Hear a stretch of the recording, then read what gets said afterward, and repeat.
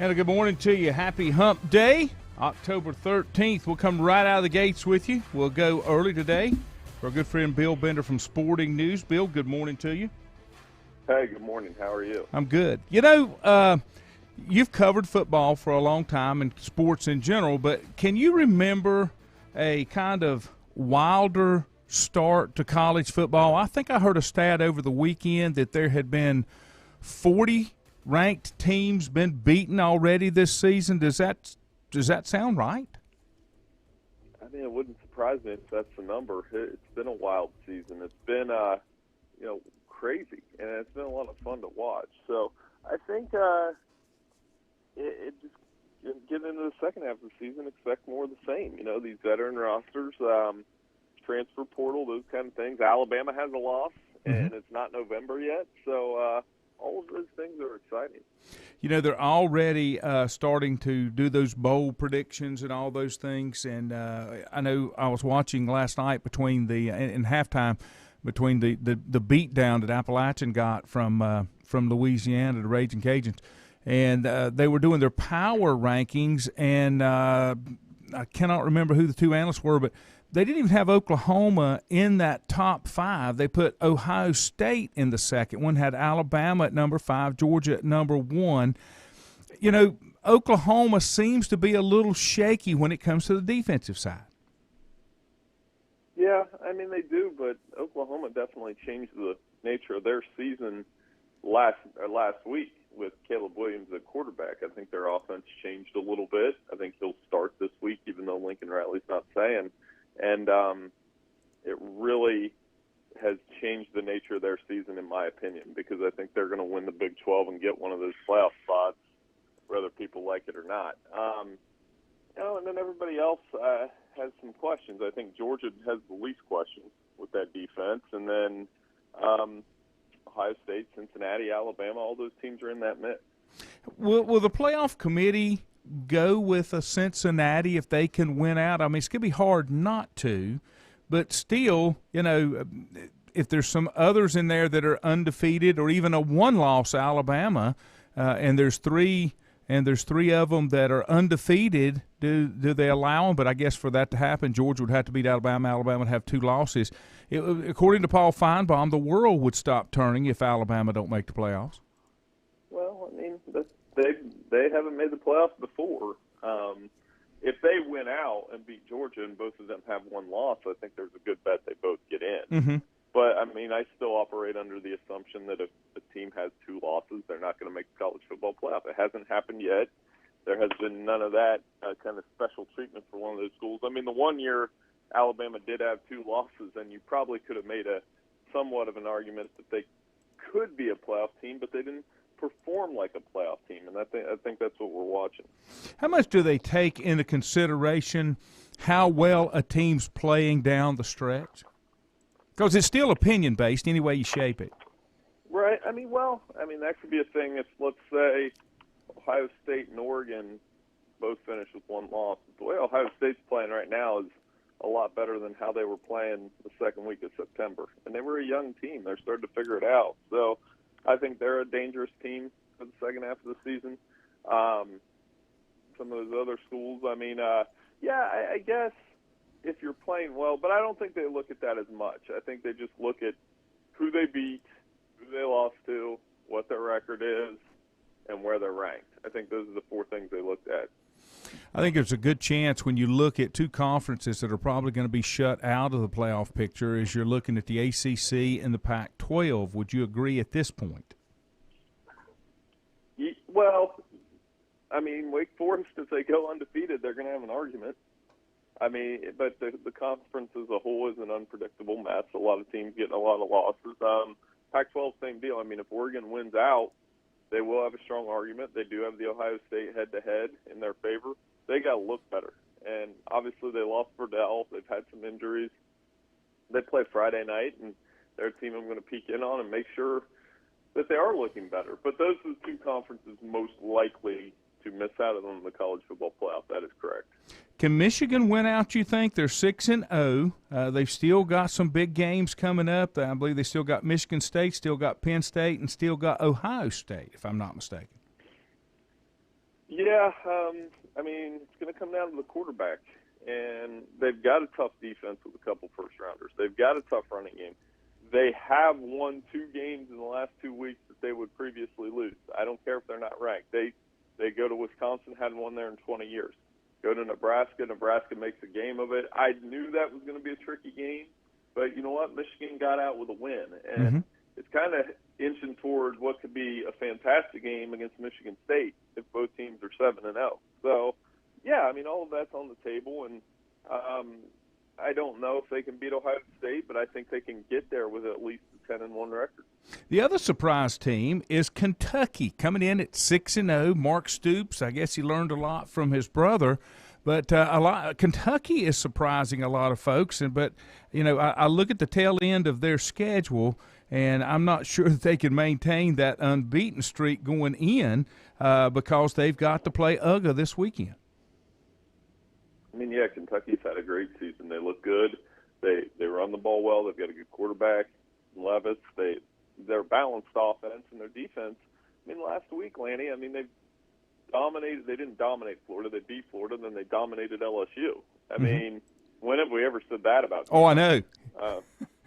So that tells you the job he's done. Yes, they face a tall task against Georgia, but everybody else has, and I think they can make it a 4-quarter game. But even if they lose, it doesn't detract with the job they've done there and how he continues to build that program and improve it with each season. No, I agree with you 100%. We're talking Bill Bender from Sporting News. There are some coaching hot seats. I think some of the ones, Clay Helton is already gone. Now you've got, in the NFL, we'll come back to it, Urban Meyer is probably on the hot seat. John Gruden has already been terminated or resigned from the Raiders. But I would say Coach O is probably getting some heat. And the only thing I think that is it Mike Norvell at Florida State? Mike Norvell. The only thing that saved him was his win over Carolina, because I think it would have been maybe the first time they'd win 0-5 in a bazillion years. Yeah, I mean, they get a big win. Then I think they've had 2 wins now. Didn't they beat Syracuse too? So, I mean, either way, I mean, there are definitely some jobs. Florida State, LSU, I mean, those could come open, and a couple others. So I think that's why you're going to see big names like James Franklin come up again. Is he going to take the USC job? Would LSU be interested in him if Ed Orgeron's moved on? Florida State, the Deion Sanders question. I think all of those are the 3 programs I'm watching that will potentially have the most entertaining hot seat / coaching change move that could happen this offseason. That would bother me if they brought Deion down to Florida State. I know the connection, but they need some stability and experience, and he's not exactly the guy that can do it. You know, right now it seems to be James Franklin seems to be the one that could be the guy that could right the ship at Southern Cal. Would you agree with that? Yeah, and I mean, he's a big name, and I keep telling people, get back to me on that after they play Ohio State. They obviously lost to Iowa, and they lost their quarterback in that game, but they still have a chance where they can make a run, win the Big Ten, and they lose that game, and it kind of falls apart a little bit. He'd still be a really viable candidate for those jobs, and I think that's probably the biggest name that could move from one Power 5 school to another is definitely James Franklin. You know, you still got the other candidates at the lower schools like a Luke Fickell or help me at Louisville, Bill Napier. I mean, those are some names that seem to come up, but they probably can't step into those kind of powerhouses. But now, would it be possible with what Billy Napier has done if LSU comes open to step into that one because of the regional aspect of it? Well, yeah, I mean, in Billy Napier and LSU, that's a natural going to have to, be a discussion because he's a really good coach. He's done a nice job at Louisiana, and he knows that area. Jamie Chadwell's another Group of 5 coach that's done a lot in a short time that could probably move up, and, we'll see. But, I mean, the Group of 5 coaches are absolutely in the hunt to move up, and those are 2 that kind of stand out. I mean, Bill Clark's another one. I've wondered why he hasn't leveled up, given the job he's done at UAB the last couple seasons. Final question. I'll let you go. I know you got another call going. Urban Meyer. He seems to be in trouble at Jacksonville. I don't think anybody that was associated with him at Ohio State and some of the other stops are really surprised by some of the things that went on, and the things that happened there are cured by winning, but the winning is not happening at Jacksonville. Do we see one and done for Urban Meyer, and could he possibly return in the college ranks, or is this black eye a little too much? You never know. I mean, I would say the NFL stint is going to end badly. And I don't know how soon, but it's just not working. And I don't know how long they're going to hang on to that. So the big question is does he stay out of coaching again for a while, or does he come double back and try to coach the college game again? And I think that's entirely possible. So it will be an interesting, whatever we want to call it for Urban, and will be an interesting next step. But I'm just of the opinion that if it flames out at Jacksonville, and it's starting to, that he wouldn't want to go out like that. He would want to prove he could coach, and he's always been best at the college level. He has an 853 winning percentage, Lanny. I mean, that's I know. Good. The only thing that worries most people is when things kind of turn a little sour, he develops some reason he needs to go. But time will tell. Thanks for joining me early, my friend. Have a good week. I'll catch up with you next week. Hey, no problem, Lanny. Thanks, buddy. That's Bill Bender from Sporting News giving his perspective on things going around. Let me take a break. We come back. Juju will join me. I talked to him a little earlier this morning. Back with more here on The Bottom Line.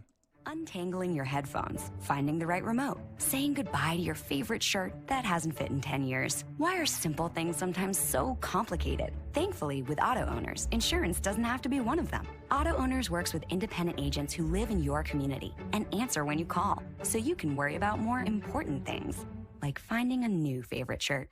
That's simple human sense. Call Mooney Insurance in Maiden or East Lincoln Insurance in Denver, or visit MooneyInsurance.com. Times convenience stores are more than convenient. They're your neighborhood store, your store. With locations in Lincoln, Catawba, Gaston, Iredell, and Mecklenburg counties, there's one near you. Times convenience stores have the right items at the right price, from snacks, cold drinks, and light meals from the grill, and there's always a special to save you time and money. Times has what you need. Times convenience stores, there's one near you. Regardless of where you're going, there's one on your way. Remember, there's always time to stop by Times. Have you thought about when you would like to retire? One of your major assets is planning for retirement is time, and you lose a little of it each day. The longer you wait to start accumulating capital for retirement, the harder it's going to be. How should you plan for retirement? Start by calculating approximately how much capital you will need at retirement, then estimate how much you will have to put away each year. Finally, carefully choose the investments in which you will invest. Stifel Nicholas can assist you. Call Ford Rembert today at 828-624-7300. Stifel Nicholas, member SIPC, and the New York Stock Exchange. First Federal Savings Bank has been serving Lincoln County since 1940.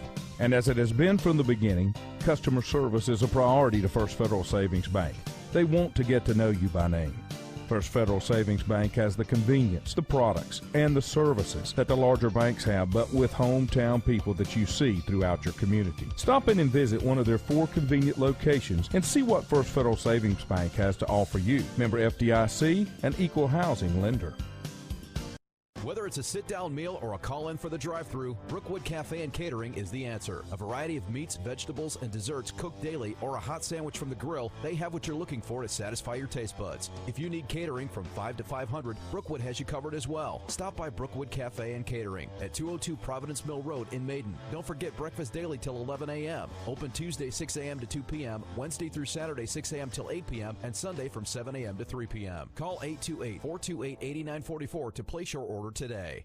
Covenant Church began as a vision of just over 100 people in 1984. Since then, Covenant Church has grown and currently located at 2168 Gastonia Highway in Lincoln. The Sunday schedule includes early morning worship at 8:30, Sunday school at 9:45, and morning worship at 10:45. Their ministries extend beyond Sunday. Visit their website at www.covenantchurch.church to see all they have to offer, and better yet, stop by and see for yourself. Covenant Church may be just what you're looking for a new church home.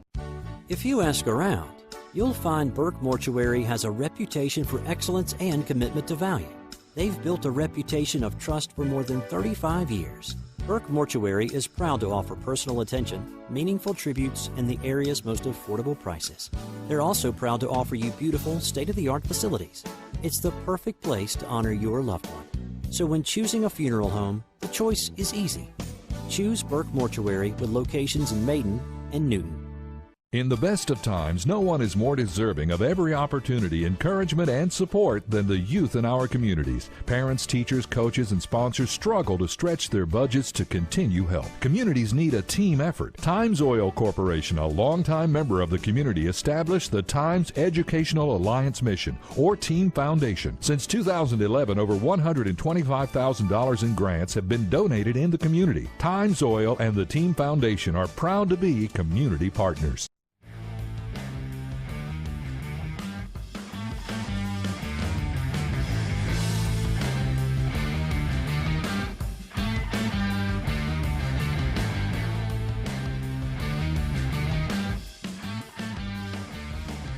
And welcome back. Glad to have you here on Hump Day Wednesday. As we do each and every Wednesday, we'll check in with our good friend Juju Phillips and get an update from him. Good morning to you, sir. How are you? Lanny, good morning. Always a pleasure to join you on a Wednesday morning. Hopefully fall is just around the corner, huh? From what I saw on the weather this morning, fall is going to be here Sunday morning. They're talking lows in the mid to low 40s starting the first of the week next week, and I'm ready for that. I am certainly ready as well. Yeah. Give us a little recap. You were, Monday night, you were at the Hickory game. Of course, I missed that one. I took a flyer. I was the only one that picked North Iredell because I needed some help. But Hickory took care of business, but that was not the big story in my eyes. The big story was the naming of the field for Dave Elder. Yeah, they recognized the state championship football team for the Red Tornadoes back in 1996. I'm very fortunate and was able kind of to MC that event. Actually, Lanny, they had most of the team, or I'd say a third of the team on Friday night with a little, ceremony, a little get-together at the high school near the gymnasium. And that was a chance for a lot of the players. Some of them are, when it came as far as Texas, to come and see Coach Elder and talk about this team. Back in '96, they made a run at the state championship in 3A, and they were 16-0. And one of the highest-scoring teams in high school football in North Carolina history. They had 7 shutouts among the 7 of the 16 games. And I thought it was interesting that in the playoffs, they played 5 games, obviously. 4 of them were on the road, Lanny, including obviously the state championship game. And of those 4 games on the road, Hickory's defense recorded 3 shutouts. They were just a dominant football team.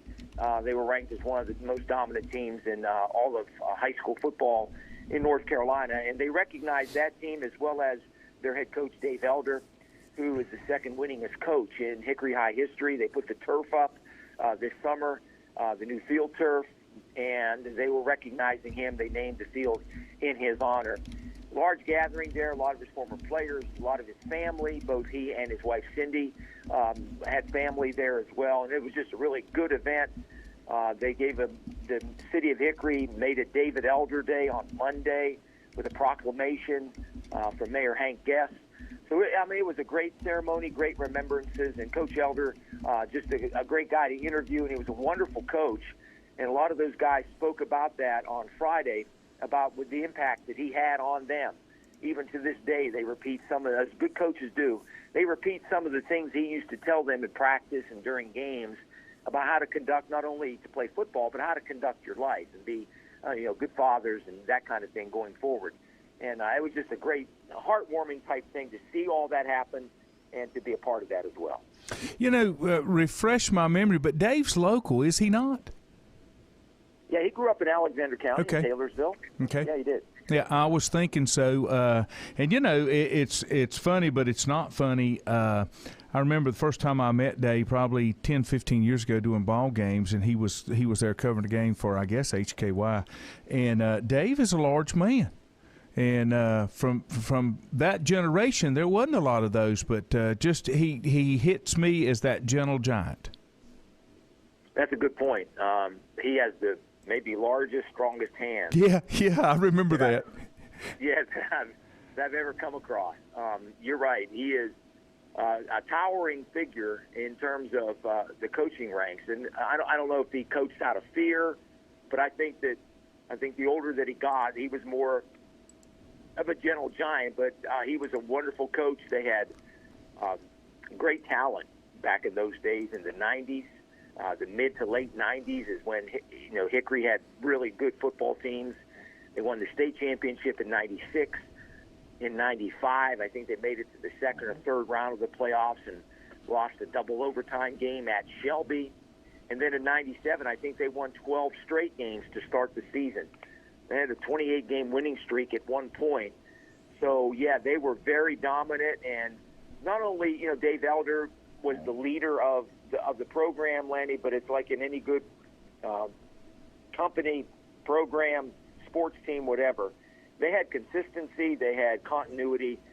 Many of his staff, and they were there, a lot of his members of his staff were on hand at that event this weekend. But he coached with a lot of the same guys for many, many years. They were part of a very stability was part of that staff for the Red Tornadoes. And it was good, again, it was good to see a lot of those guys come back and pay tribute to their coach and to their team. The stability is king. And I don't care what level it is, if you can maintain that stability, it's huge. The other thing I think that makes Dave so unique is the ability to coach different sports and even different genders, as he won state championships in not only football but in girls basketball. It was amazing that he could make that transition, oftentimes right out of the football playoffs. Mm-hmm. And get his girls going for basketball. They won 3 state championships when he was a coach. Lanny, I think he coached for 22 or 23 years, and they won 3 state titles, and they played in a 4th.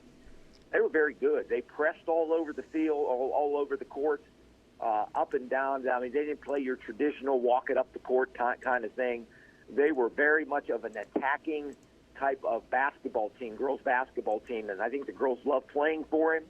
And they were very successful. And, again, he's one of the few, Lanny, that has coached in 2 separate sports and won state championships. And probably the list isn't very long if you're going to mention football and girls basketball. I don't think too many people have done that. No, I think you're exactly right. Did you catch us up? I know that you were at the Lenore-Ryan game. Lenore-Ryan did pick up a win, but things don't seem to be quite stable week in and week out. I think they're a lot like Division II football, Lanny, and especially in the South Atlantic Conference. Most everybody, with the exception of Wingate, and they played some close games, Wingate has as well. But everybody else has lost 1 or 2 games, and it's just been a roller coaster season, especially for LR. They've not played well on the road this year. Both of their losses, they're now 3-2 on the season. Both of their losses have come on the road. They've made mistakes, a lot of penalties. But last week at home, they were able to cut down on those penalties, Lanny. They only had 4 or 5 penalties. It really didn't have a major bearing in the outcome of the game, but turnovers did. And Tusculum committed turnovers in the final 6 minutes of the game, a pair of turnovers that led to 10 points. LR was trailing. They did not have the ball, playing defense, down 31-28, I believe. They received really much of a gift, a drop snap out of the shotgun.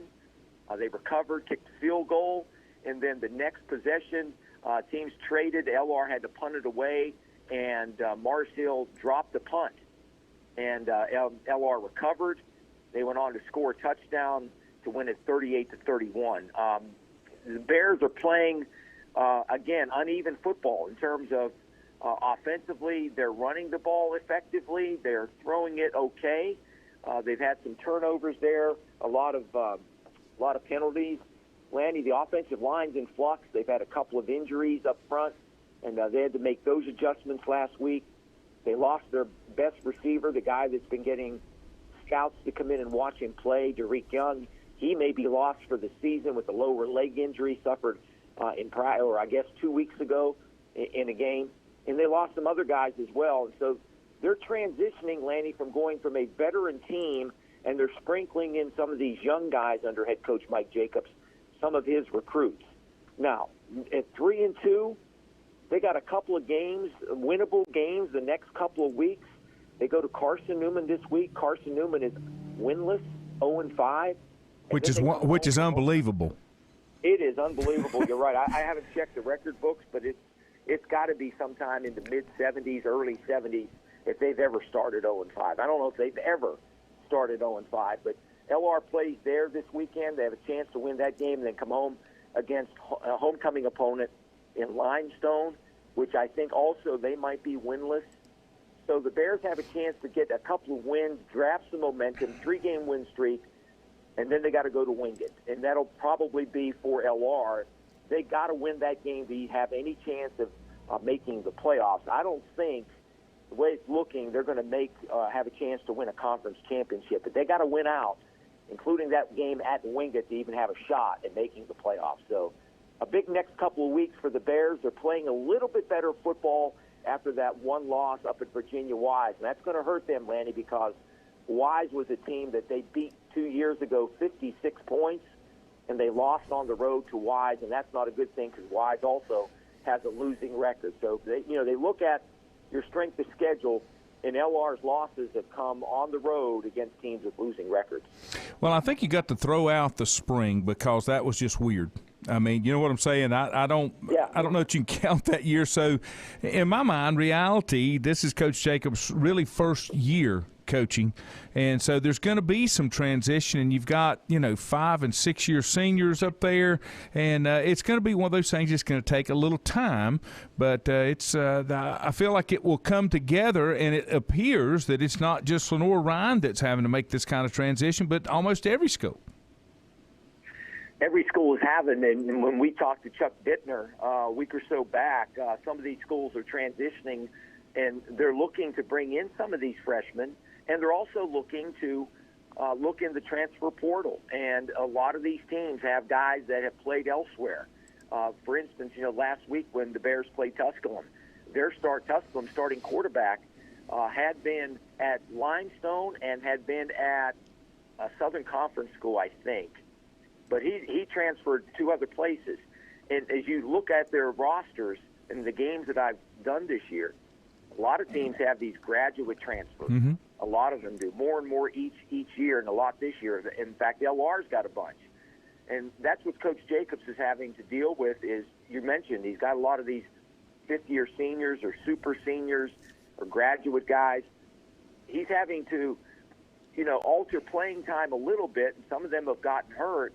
But he's also got these young guys that he's recruited 2 years ago, played a little bit in spring, but he wants to incorporate that into his program because, down the road, that's what they're going to be playing with. And the other thing that's interesting is the Bears got to improve on their defensive side of the football, Lanny.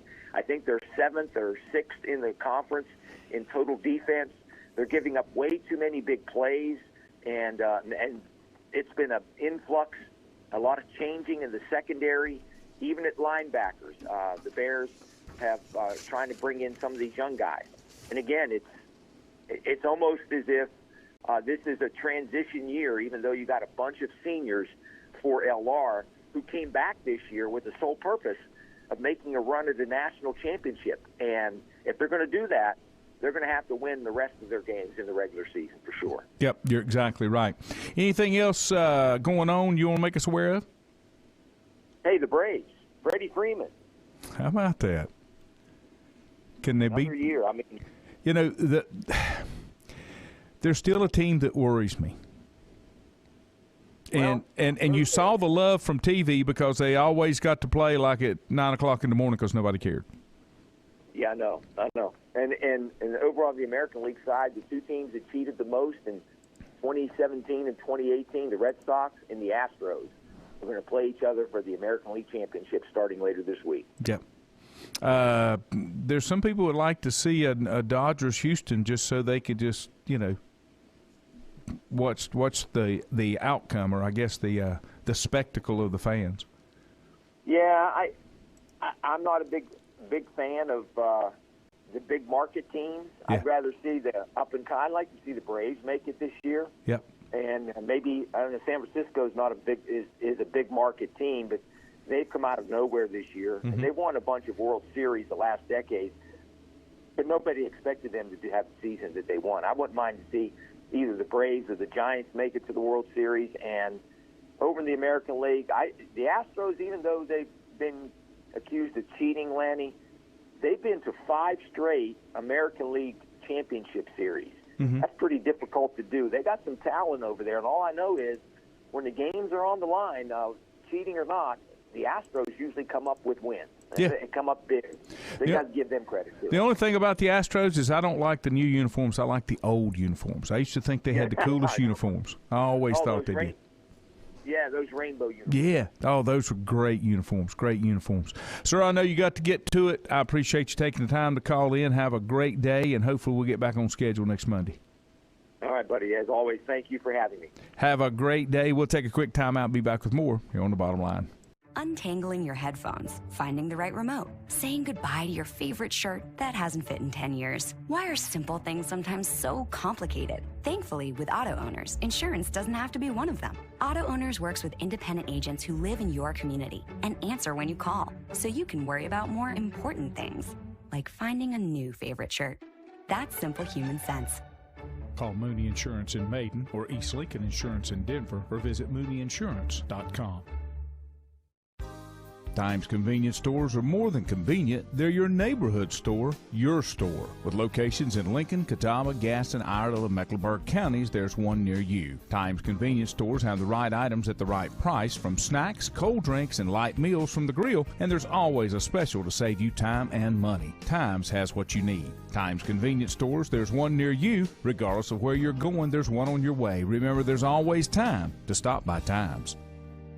Have you thought about when you would like to retire? One of your major assets is planning for retirement is time, and you lose a little of it each day. The longer you wait to start accumulating capital for retirement, the harder it's going to be. How should you plan for retirement? Start by calculating approximately how much capital you will need at retirement, then estimate how much you will have to put away each year. Finally, carefully choose the investments in which you will invest. Stifel Nicholas can assist you. Call Fort Rembert today at 828-624-7300. Stifel Nicholas, member SIPC, and the New York Stock Exchange. First Federal Savings Bank has been serving Lincoln County since 1940. And as it has been from the beginning, customer service is a priority to First Federal Savings Bank. They want to get to know you by name. First Federal Savings Bank has the convenience, the products, and the services that the larger banks have, but with hometown people that you see throughout your community. Stop in and visit one of their 4 convenient locations and see what First Federal Savings Bank has to offer you. Member FDIC, an equal housing lender.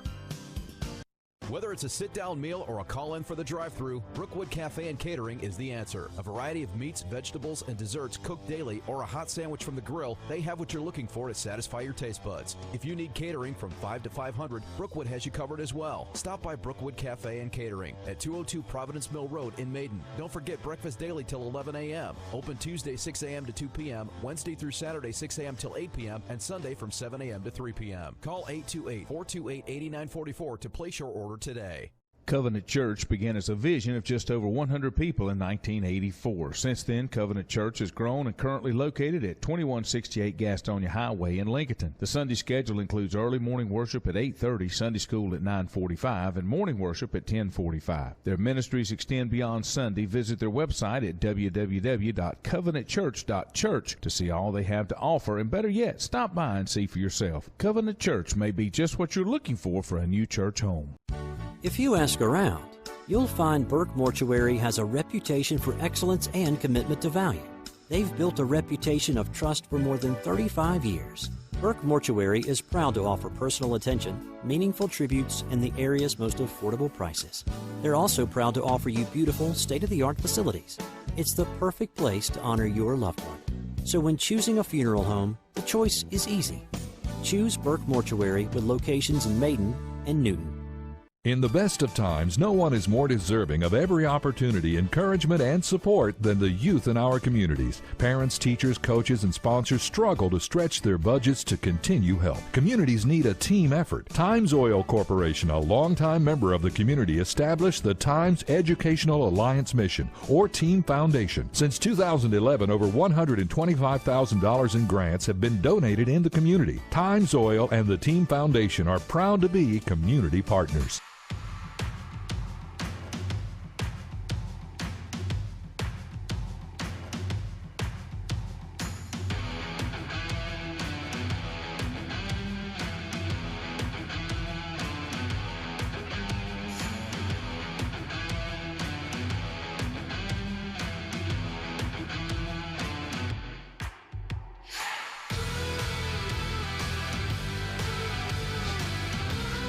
And welcome back.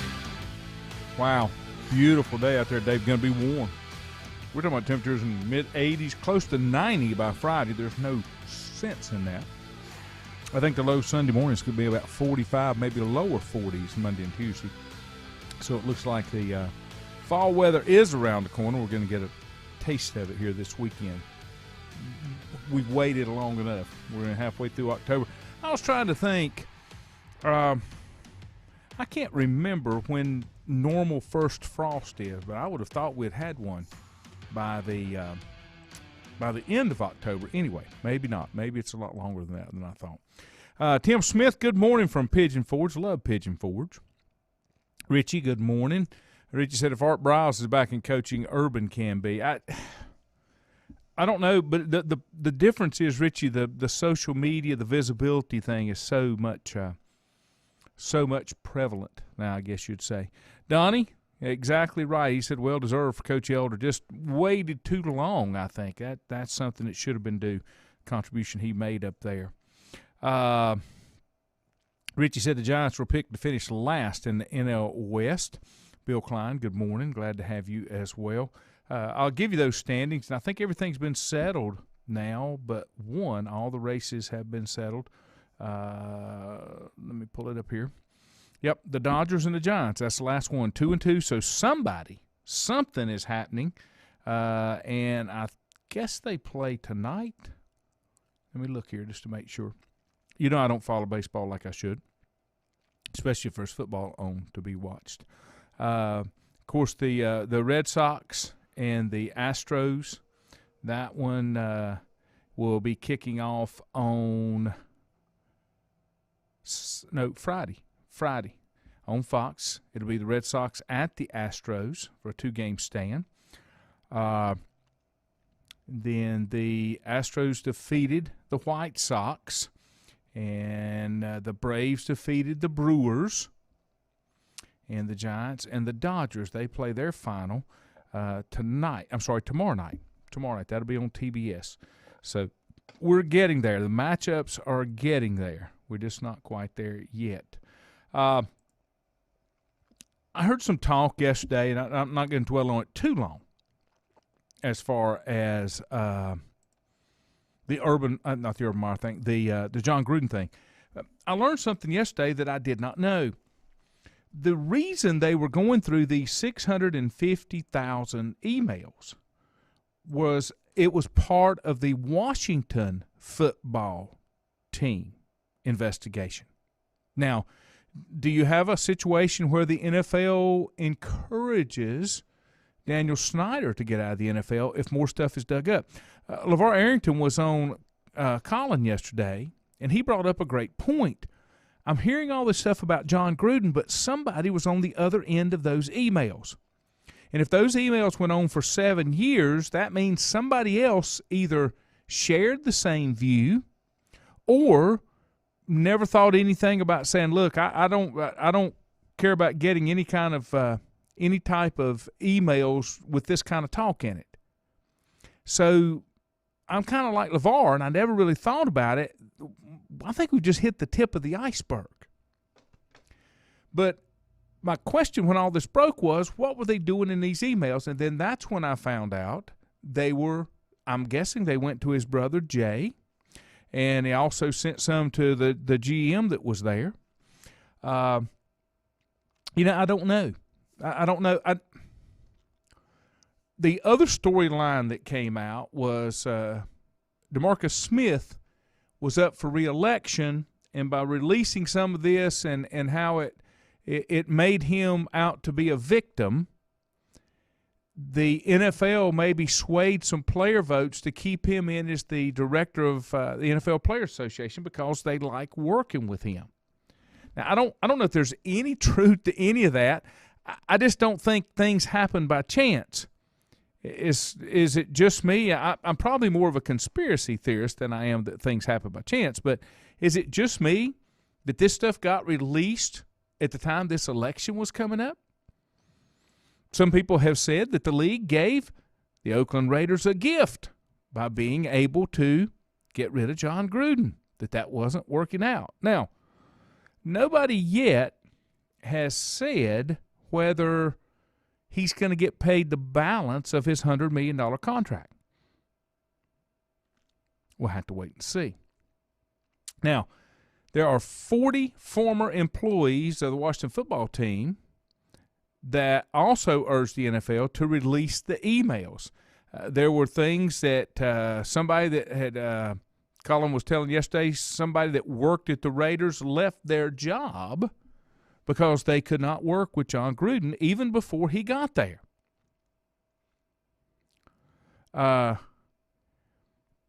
This was the thing. One of the statements that was made, if the NFL felt it appropriate to release these offensive emails from John Gruden, which it obtained during its investigation into the Washington football team, it must also release the findings related to the actual target of the investigation. Now, they go on to say, this is to attorneys, our clients and the public at large deserve, here's that key word that the High School Athletic Association missed, transparency and accountability. If not, the NFL and Commissioner Roger Goodell must explain why they appear intent on protecting the Washington football team and owner Dan Snyder at all cost. Now, as I said,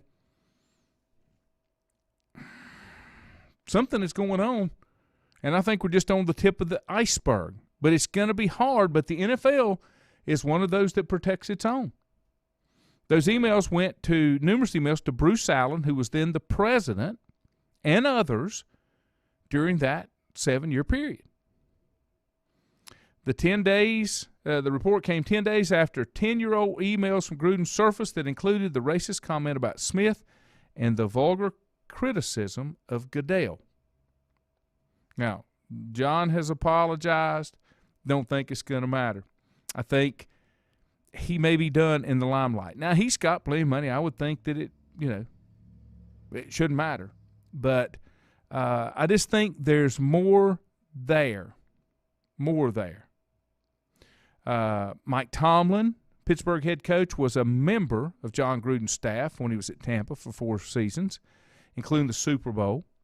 He said Tuesday that he was saddened by the situation. He said, I'm saddened for the Raiders organization. I'm saddened for the people who were offended by it. I'm saddened for Coach Gruden.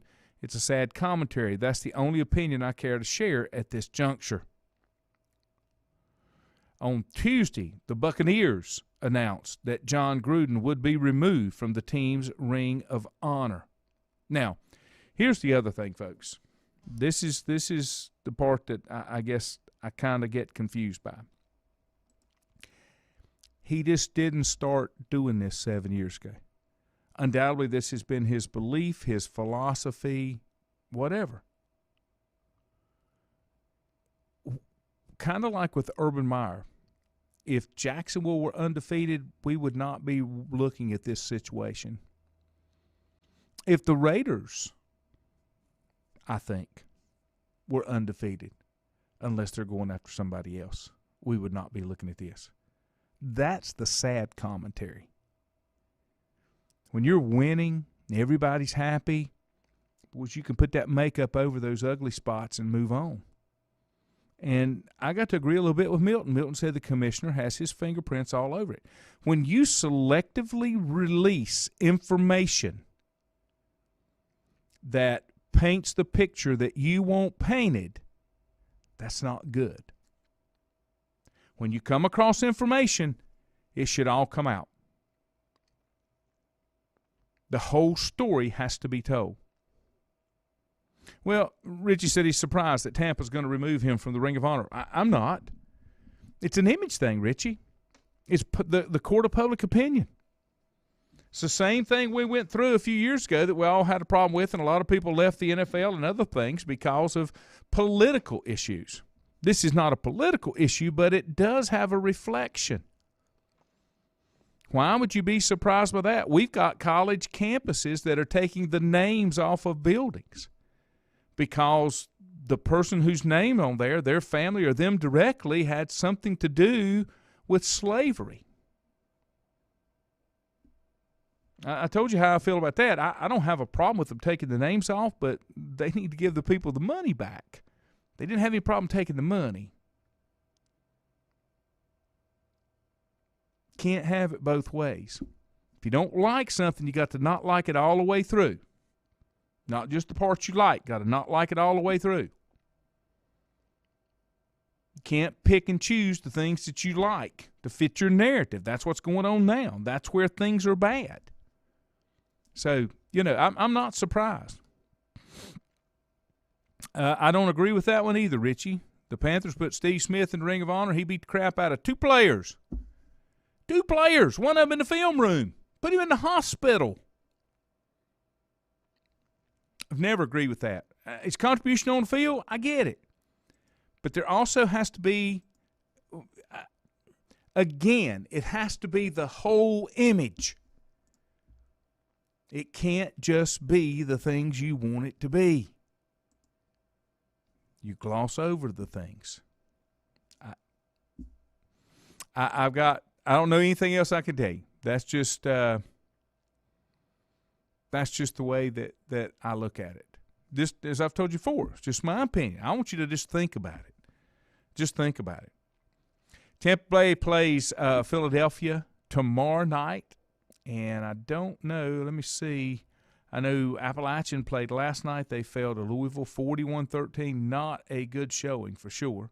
We do have college football tonight. Navy and Memphis at 7:30 on ESPN. Georgia Southern, South Alabama on the U. That one down in Mobile. Friday night, Marshall at North Texas. Clemson at Syracuse. Cal at Oregon. San Diego State at San Jose State. And then big matchups for the weekend. I'm going to buzz out of here and get to work, because that's something I have to do. It's one of them ugly things that I have to do, and I can't help it. Hope you guys have a great day. 4 should be back with me again in the morning. Michael Powell, as far as I know, will be with me on Friday morning, unless I've got a schedule change that I've got to do. Have a great day. Be safe. Don't overheat. It is October. Have a good one.